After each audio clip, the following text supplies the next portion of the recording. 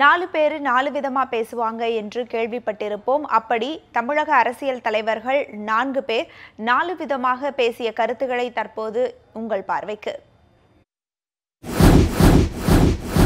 தலைவர் ராகுல் காந்தி தலைமையில் மற்ற மாநில கட்சிகளும் பிஜேபி எதிர்க்கக்கூடிய கட்சிகளும் இணைந்து எதிர்காலத்தில் தேர்தல் வருகிற போது நிச்சயமாக மோடி வீழ்த்தப்படுவார்.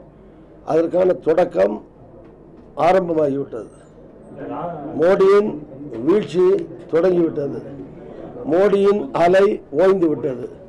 ராகுல் அலை தொடங்கிவிட்டது. சட்டமன்ற விவாதத்தில் பங்கு பெற்றால் திமுக, காங்கிரஸ், அதிமுக செய்த துரோகங்களை பரஸ்பரம் இவர்கள் எடுத்து வைப்பார்கள் என்கின்ற மக்களுடைய எதிர்பார்ப்புக்கு தாங்கள் பதில் சொல்ல வேண்டிய கட்டாயம் ஆகிவிடுமோ என்கின்ற அச்சத்தின் காரணமாக பரஸ்பரம்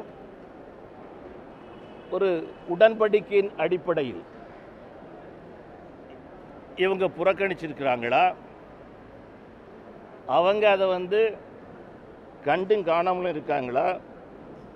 இதற்கான பதிலை கழகங்கள் சொல்லியாக வேண்டும்.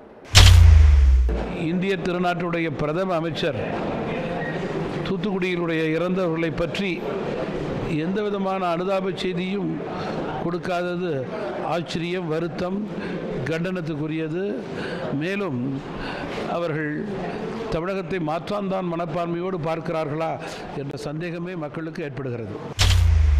தமிழகத்திற்கு மகிழ்ச்சியான சாதனையாக காவிரி ஆணையம் அமைப்பதற்கான அரசாணையில் கையெழுத்திட்டு அதை அரசாணையிலும் வெளியிட்டிருக்கிறார்கள்.